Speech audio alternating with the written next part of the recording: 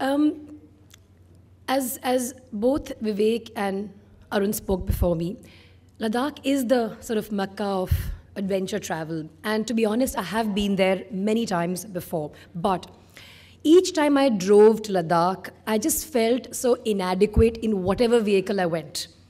I felt कि थोड़ी clearance और होनी चाहिए गाड़ी की, या फिर extra fuel होना चाहिए मेरे पास. One time on an adventure trip to Such Pass, I got stranded on the roadside. And I said, एक rooftop tent भी होना चाहिए. So this wish list started like this. All my adventure trips that I've been doing for years now, I had this list that my ultimate adventure vehicle needs to have all these things.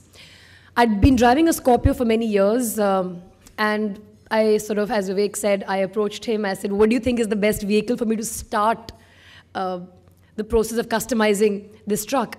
So the team was very kind. They said, we think the Scorpio Getaway will work. And then my friend Jaskirat out there, hello Jaskirat, he started work on it. It took us about 3.5, 4 months to make it look like what it finally looks like, and completely prepare it and make it into a ultimate expedition vehicle. Swati, my friend, had always been asking me, each time I'd post on Twitter about adventure travel or adventure trips, I'm going here, going there, and she'd say, you never take me along. So when this whole, this enterprise was coming together, this collaboration, I called her up, and she's a lawyer. She practices in the Supreme Court. She's a women's rights lawyer. And I asked her, hey Swati, you've been asking me all this while, chalna hai? And she said, I'll call you back in 2 hours. She called me back and she said, 14 days, I'm all yours. And I was, I don't know very many friends that I have who would just, with 2 hours notice, drop everything they have. She has her own practice. So it's not like she has to take leave from somebody and, work will still go on if she's not there. I don't know how work went on. Maybe you'll tell us about it. So Swati joined me, and I think that was a fantastic part, because through her eyes, I was actually able to see this journey all over again, experience it, because a lot of stuff that I've been doing, I've been born into an army family, adventures in my blood, I'm married to somebody who's quite adventurous. So we take adventure for granted. But to see her react to certain situations that I thought were normal actually scared me. So typically, you have a mountain pass that has a path that goes up like this. So you can always take a shortcut which cuts through the road.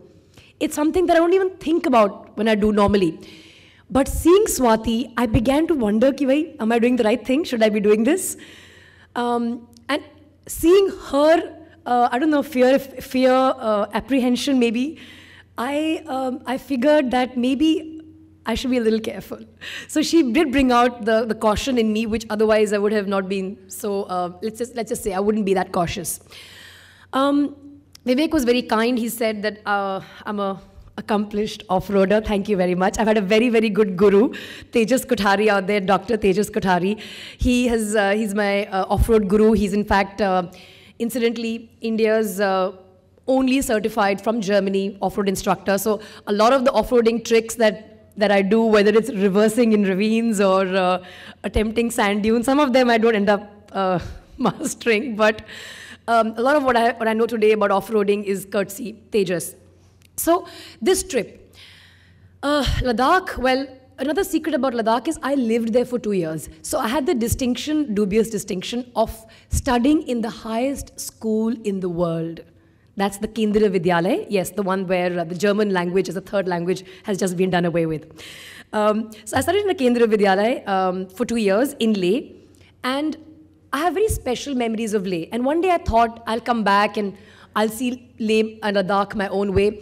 And the other really interesting thing that we managed to do on this trip was a lot of the areas that we've actually visited were earlier off limits for tourists, because for those of you who read about the kind of permits that are required in Jammu and Kashmir, something called the Inner Line Permit. So as recently as May 2014, the Inner Line Permit requirement for Indian tourists has been done away with. That gave us the opportunity to actually explore the area beyond Pingong Tso. So Lake Pingong Tso, everybody knows, we've seen it in 3 Idiots. It's where Amir Khan's school was.